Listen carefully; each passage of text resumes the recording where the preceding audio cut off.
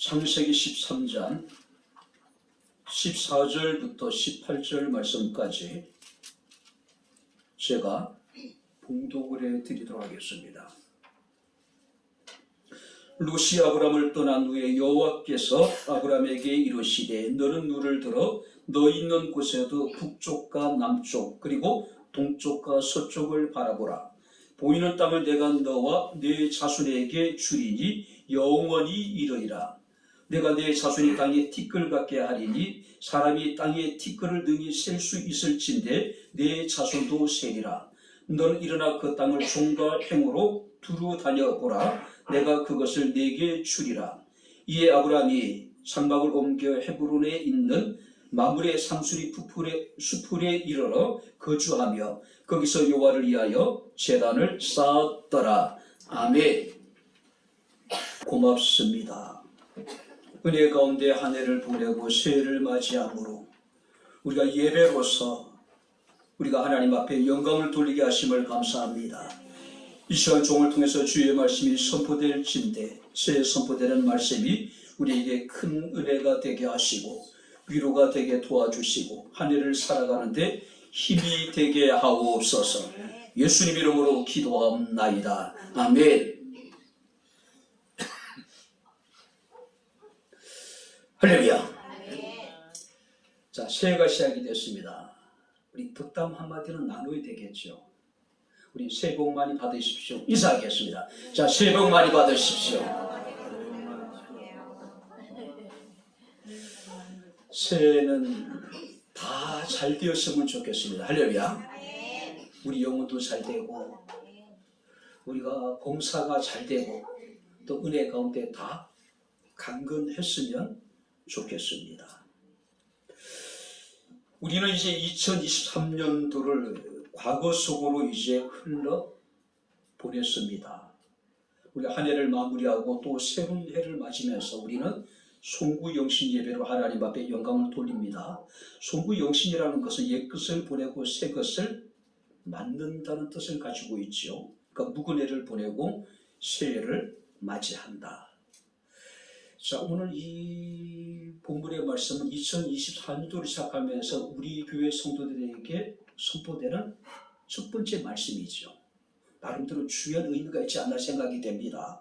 우리는 말씀 속에서 우리가 한 해를 앞으로 우리가 어떻게 살아가야 될 것인가, 오늘 말씀을 통해서 우리가 살피면서 함께 은혜를 나누도록 하겠습니다.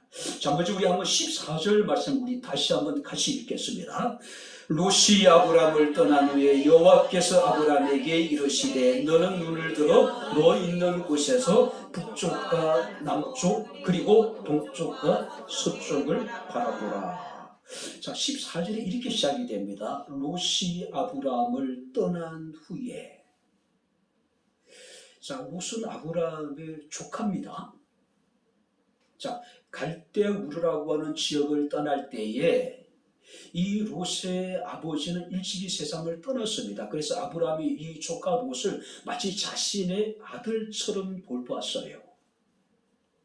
그래서 아브람이 하나님의 부르심을 받았을 때 본토 친척 아비집을 떠나게 되었을 때 또 하란을 떠나게 되었을 때 끝까지 이 아브람은 롯과 함께 동행하는 모습을 우리가 보게 됩니다.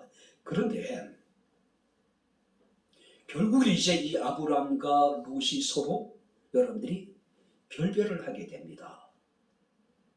자, 그 이유가 우리가 13장에 나와 있는데 그 상황을 보게 되면은 이제 가나안 땅에 기근이 들어서 아브람이 롯을 데리고 그 가족들과 함께 애굽으로 피난을 떠납니다. 근데 이 아브람의 아내였던 사레가 굉장히 아름다웠던 것 같아요. 애굽 사람들이 보기에도 이 사레가 너무나도 기가 막힌 여러분들이 미인이었단 말이에요. 자, 그러다 보니까 애굽의 바로가 아브람의 아내였던 사레를 자신의 궁으로 드리게 됩니다. 왜냐하면 아브람이 자신의 아내를 자신의 아내라고 이야기하지 않고 자신의 누이라고 속였단 말이에요. 혹시라도 애굽 사람들이 사례를 뺏기 위해서 자신의 남편이었던 이 아브람을 죽일 수 있으니까 아브람이 나름대로 술수를 쓴 거예요. 혹시 애굽 사람들이 네가 아브라함과 관계를 묻게 되면은 누이 동생이라고 얘기해라. 그래가지고 바로는 그 아브라함의 아내였던 사례를 궁으로 드리게 됩니다. 근데 궁으로 드리면서 엄청난 보물을 줘요. 근데 하나님 강권적으로 역사하잖아요. 왜냐하면은 아브라함의 아내가 사례고 사례의 남편이 아브라함이잖아요. 결국 그 바로가 굉장히 이제 분노하게 되죠. 왜 나를 속였느냐. 그래서 쫓아내버립니다. 근데 쫓아내면서도요, 자신이 사례를 드리면서 아브라함에게 주었던 재물을 그대로 다 가지고 가게 만들어요. 아브라함은 이 사건을 위해서 자신의 아내 사례로 인해 가지고 엄청난 부를 획득하게 됩니다. 아마 롯도 그때 어느 정도 자신의 지분을 챙길 수가 있었던 것 같아요. 그리고 다시 그들이 이제 가나안 땅에 돌아와요. 근데 문제는 뭐냐면은 더 이상의 그들의 소유가 많아서 함께 동거할 수 없는 지경에까지 이르게 된 거예요. 없을 때는, 부족할 때는 그래도 작은아버지고 그래도 족하고 별 무리 없어요. 잘 살았단 말이에요. 근데 이제 아브라함도 거부가 되었고 롯도 어느 정도 이제 자신의 부를 어느 정도 축적을 했단 말이에요. 그러다 보니까 성경에 13장 6절 말씀 보니까 그 땅이 그들이 동거하기에 넉넉하지 못하였으니 이는 그들의 소유가 많아서 동거할 수가 없었다. 무슨 얘기일까요? 물질의 풍요로 인해 가지고 작은아버지와 조카가 지금 이별을 하게 되는, 나눠지게 되는 겁니다. 서로가 서로를 떠날 수밖에 없는 그런 상황에 이르게 된 거예요. 결국 아브라함은 조카 롯에게 우선 선택권을 주지요. 네가 자면은 나는 구하고 네가 우하면 나는 좌하겠다. 네가 먼저 선택을 해라. 자, 그랬더니 우리가 10절 말씀을 보게 되면 이 롯이 요단 지역을 바라보고 그리고 동으로 옮긴다라고 11절에 기록하고 있습니다. 이에 롯이 눈을 들어 요단 지역을 바라본 즉 소알까지 물이 넉넉하니 여호와의 동산 같고 애굽 땅과 같이 그 땅이 굉장히 기름졌단 말이에요. 그렇죠? 그리고 롯이 요단 온 지역을 택하고 동으로 옮기니 그들이 서로 떠났다. 우리가 어려울 때는 니끈니끈 여러분들이 우리가 챙기지 않잖아요. 다 어려운데 힘든데 근데 살만하니까 서로 이제 이해관계 서로 여러분들이 이제 충돌이 생기기 시작하는 거예요. 그죠? 롯은 요단들을 떠나고 아브라함은 헤브론이라는 곳에서 홀로 남게 됩니다. 혹자는 이르기를 이 롯의 선택이 굉장히 이기적이에요. 그죠? 지금까지 자신의 여러분들이 삼촌이었던 아브라함이 자신을 어떻게 돌보았는지 여기까지 어떻게 데려오면서 어떻게 보살폈는데 굉장히 매몰찬 선택을 한 것 같아요. 아마 여러분들이 이제 두 사람이 선택을 하게 되면 우선권을 롯이 가지게 되고 롯은 기름진 요단들을 선택하게 되고 아브라함은 척박한 헤브론 땅에 남아있게 되는 거예요.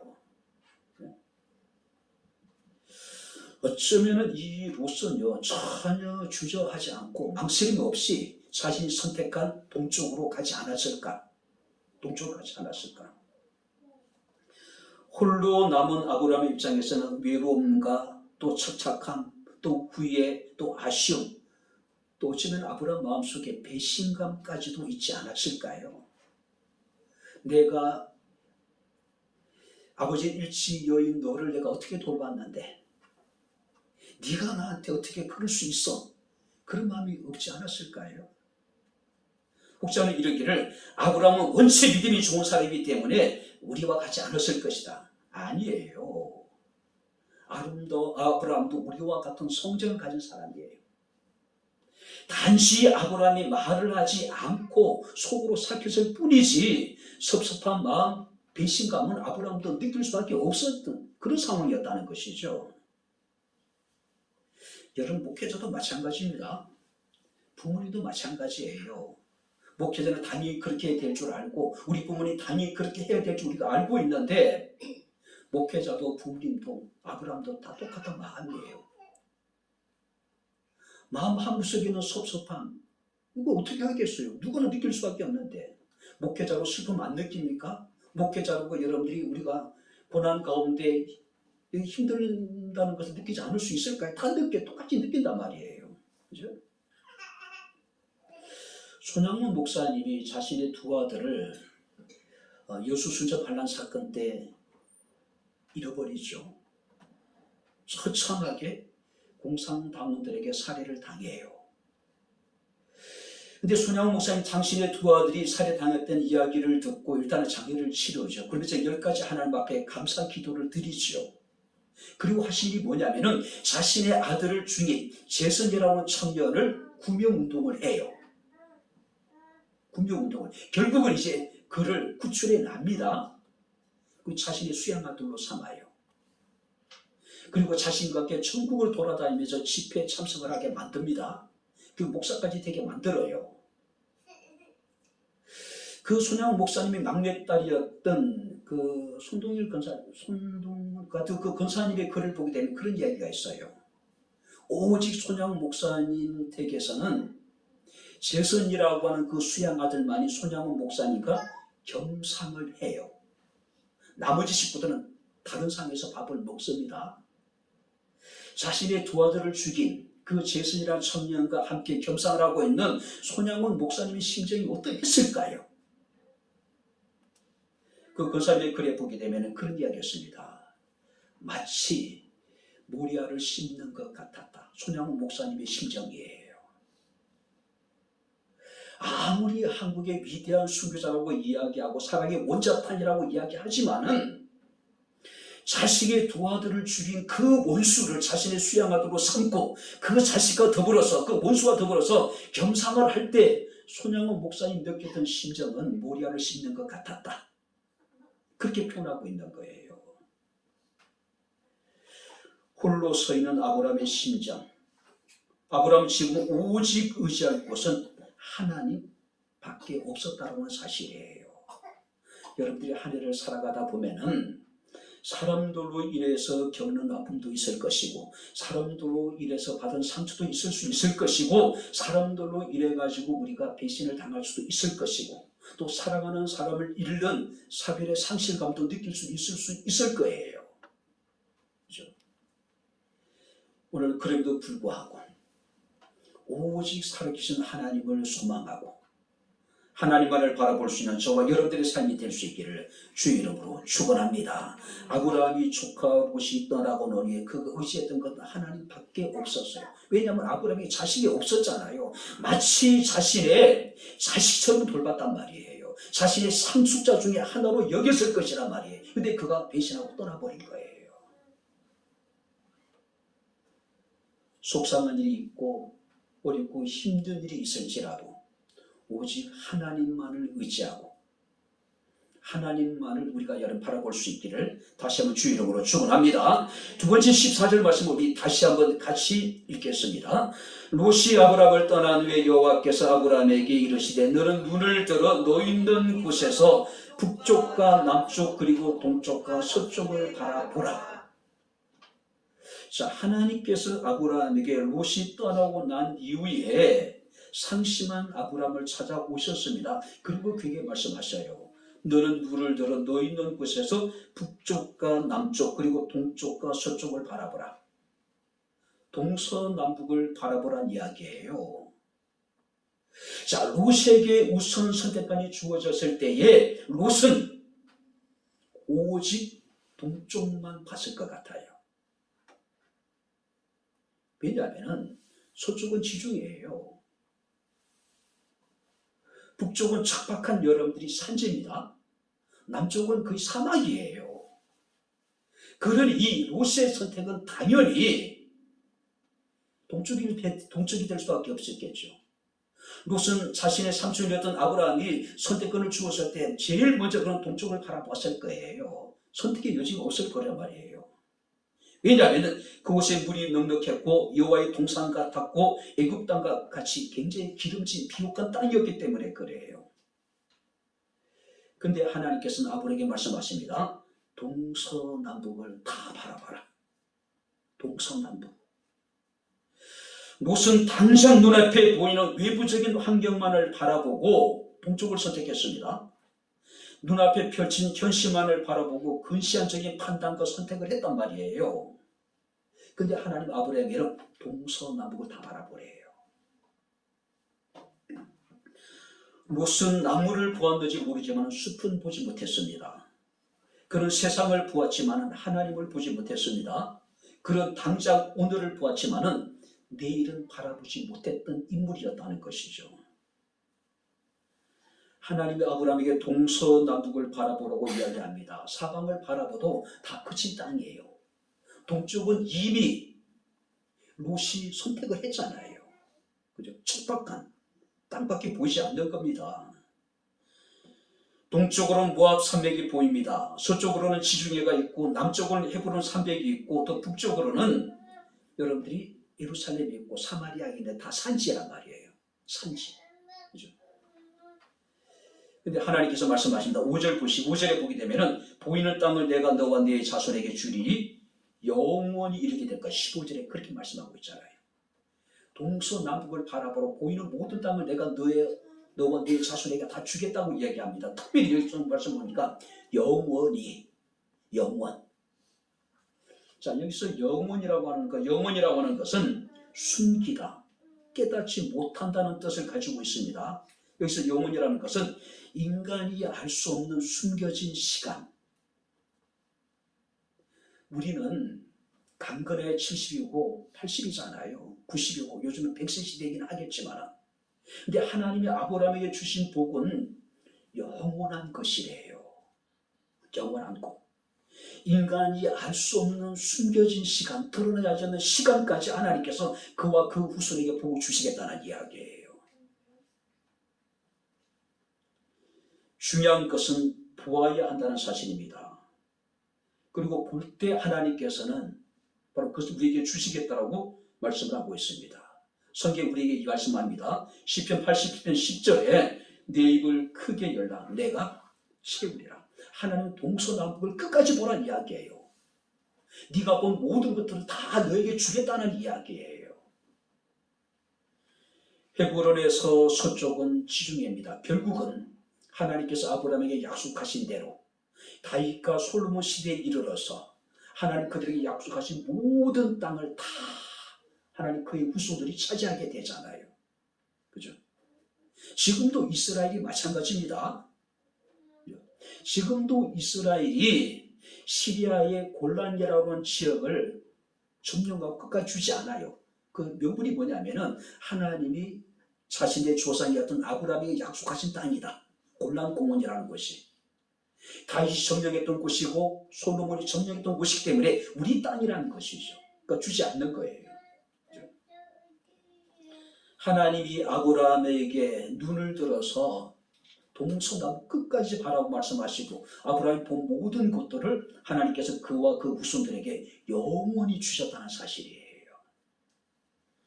오늘 여러분들이 동서남북을 바라보세요. 우리가 한쪽이 아니라 사방을 바라보란 이야기예요.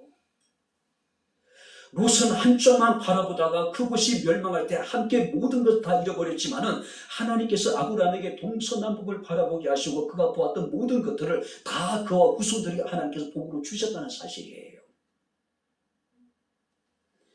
히브리서 11장 1절 말씀에 말씀합니다. 믿음은 바른 것들의 실상이요 보이지 않는 것들의 증거라고 이야기를 합니다. 창세기 37장에 보게 되면 요셉의 형제들이 요셉에 대해서 꿈꾸는 자라고 비아냥거려요. 그리고 그런 얘기하죠. 우리가 그를 죽여서 그의 꿈이 어떻게 이루어지나 우리가 보자라고 이야기를 하잖아요. 요셉의 아버지나 요셉의 형제들 그 누구도 요셉의 꿈이 이루어질 거라고는 추호도 생각하지 않았을 거예요. 허망한 것이라고 여겼단 말이에요. 그러나 하나님께서는 그 꿈을 이루시잖아요. 우리가 욥기 5장 8절 9절 말씀을 보게 되면 엘리바스라고 하는 사람은 욥의 친구입니다. 이런 이야기를 합니다. 나라면 하나님을 찾겠고 내 일을 하나님께 의탁하리라. 어떤 상황 속에서도 하나님을 찾고 내 일을 하나님께 의탁하고 내 일을 하나님께 의탁하고 할렐루야. 모든 것을 하나님께 의탁하는 겁니다. 그분은 어떤 하나님이냐면은 하나님은 헤아릴 수 없이 큰 일을 행하시며 기이한 일들을 셀 수 없이 행하시는 분이기 때문에 내 일을 하나님께 맡길 수 있다는 이야기예요. 하나님께서는 예레미야 33장 2절에 이를 행하시는 여호와, 그것을 만드시며 그것을 성취하시는 여호와라고 말씀을 하고 있습니다. 동서남북을 바라보면서 2014년도는 꿈을 크게 가지시고 하나님께서 그 꿈을 이루심을 목격할 수 있는, 그리고 우리가 꾸고 있는 그 꿈을 통해서 하나님께 영광을 돌릴 수 있는 저와 여러분들의 삶이 될 수 있기를 주의 이름으로 축원합니다. 그랬으면 좋겠어요. 그죠? 꿈꾸는 자가 오는도다. 우리는 꿈꾸는 사람들입니다. 할렐루야. 사람들 보기에 희망해 보이지만 우리의 꿈을 하나님께서 이루실 것이기 때문에 우리는 어떤 상황 속에서도 포기하지 않는 것이죠. 낙심하지 않는 것이죠. 자, 마지막으로 여러분들이 18절 말씀을 보시기 바랍니다. 우리의 삶이 어떻게 될까요? 18절 같이 읽겠습니다. 이에 아브라함이 장막을 옮겨 헤브론에 있는 마므레 상수리 수풀에 이르러 거주하며 거기서 여호와를 위하여 제단을 쌓았더라. 우리가 12장 4절 말씀이니까 이렇게 기록하고 있습니다. 이에 아브라함이 여호와의 말씀을 따라갔고, 12장 4절에 여호와의 말씀을 따라갔다라고 하는 이 말씀은 디바르라고 하는 단어를 사용하는데, 다바르라는 단어를 사용하는데 명령입니다. 아브라함은 철저하게 하나님의 명령에 순종한 사람이었어요. 동서남북을 바라보라 하시니 동서남북을 바라봤습니다. 그리고 하나님께서 명하신 대로 그는 장막을 옮겨 헤브론에 있는 마므레 상수리 수풀에 이르게 되었고 그곳에 거주하면서 거기서 여호와를 위하여 제단을 쌓았다. 제단을 쌓았다. 오늘 아브라함의 삶의 특징이 뭔지 아십니까? 한마디로 이야기하면은 늘 하나님의 명령에 대해 예만 있었던 인물이에요. 물론 때로는 주저함이 있기도 했습니다. 또 지체되기도 해요. 그러나 궁극적으로 아브라함은 하나님의 명령에 대해서 온전히 예만한 인물이었다는 것이죠. 그렇죠? 우리에게 가장 중요한 문제가 있다면 인간관계가 아니죠. 물질적인 문제가 아닙니다. 하나님의 관계가 가장 중요해요. 2024년도는 정말 하나님과 나와의 관계가 온전할 수 있었으면 좋겠습니다. 할렐루야. 그 관계의 온전함은 우리의 순종을 통해서 나타날 수밖에 없는 것이죠. 예전에 부흥 강사들이 그런 이야기를 많이 했습니다. 신통하면 인통하고 인통하면 물통한다. 무슨 얘기일까요? 하나님과 통하면 인간과 통하고 인간과 통한 사람은 물질과도 통해서 복을 받는다는 이야기예요. 그렇죠? 자, 그렇다면 우리가 하나님과 우리가 통하기 위해서는 어떻게 해야 될까요? 성경 말씀 보게 되면은 18절 하반절 말씀을 보시기 바랍니다. 거기서 여호와를 위하여 제단을 쌓았다. 아브라함은 항상 완벽하지 않았습니다. 때로는 죄를 짓기도 하고 거짓말을 하기도 하고 실수도 하기도 합니다. 자신이 살고자 자신의 아내를 무이동생이라고 속이고 바로의 궁에 들이고 자신은 엄청난 재물을 대가로 받기도 했던 그런 인물이었어요. 그죠?